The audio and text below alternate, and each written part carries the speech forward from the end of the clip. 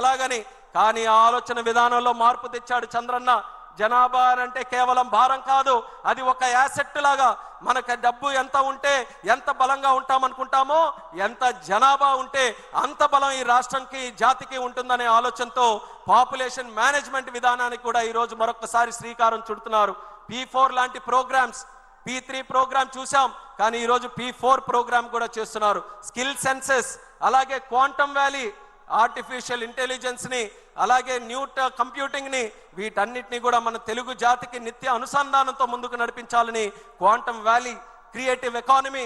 ఈ రోజు ఈ పదాలు చెప్తే కొంతమంది సరిగ్గా అర్థం చేసుకోలేకపోవచ్చు, కానీ నేను చెప్తున్నాను, what CBN thinks today, India thinks tomorrow.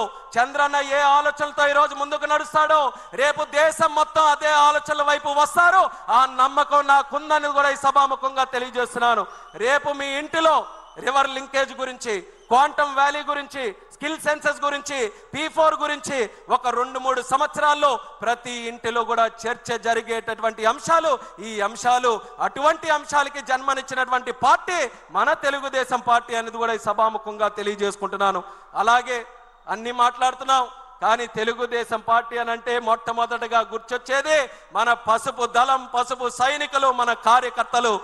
ఈ కార్యకర్తల వల్లే 43 సంవత్సరాలుగా ఎన్ని సంక్షోభాలు వచ్చినా, ఎన్ని ఆటంకాలు వచ్చినా సరే 43 సంవత్సరాలుగా మన ప్రయాణం చెక్కు చెదరకుండా ముందుకు కొనసాగుతుంది. ఏ పార్టీ అయినా కార్యకర్తలకి మనం ఉండేటటువంటి అనుసరణ ఉందా? ఒక్కసారి గమనించండి.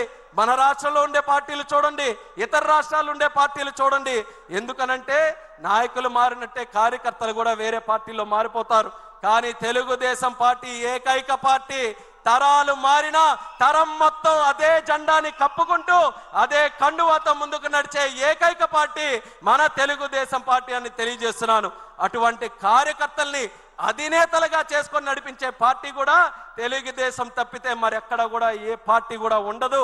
అటువంటి క్యాడర్ని మరి వెల్ఫేర్ నిధులు, మన కార్యకర్త సంక్షేమ నిధి పెట్టి లోకేష్ అన్న గారి తాలూకు ఆధ్వర్యంలో వాళ్ళ సంక్షేమాన్ని, ఇన్సూరెన్స్ని, వాటన్నిటిని కూడా చూసుకొని వాళ్ళ కుటుంబం, అందరి కుటుంబం, ఇది తెలుగుదేశం పార్టీ కుటుంబంగా పెద్దలుగా చంద్రబాబు నాయుడు గారు, లోకేష్ అన్న గారు మన పిల్లల్ని చదివించి, మన ఆపదలో ఉంటే ఆర్థిక సహాయం చేసి, మనకి ఏదైనా కష్టం వచ్చి మనం వాళ్ళ భుజాల మీద తోడు చేయవేస్తే వాళ్ళు 2 భుజాలు తోడు చేసి కౌగిలించుకొని నీకు నేనున్నానని ధైర్యం చెప్పే నాయకత్వం మన తెలుగుదేశం పార్టీ దగ్గర ఉంది.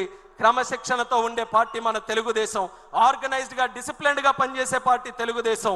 సోషల్ రీఇంజనీరింగ్ కి నాంది పలికినటువంటి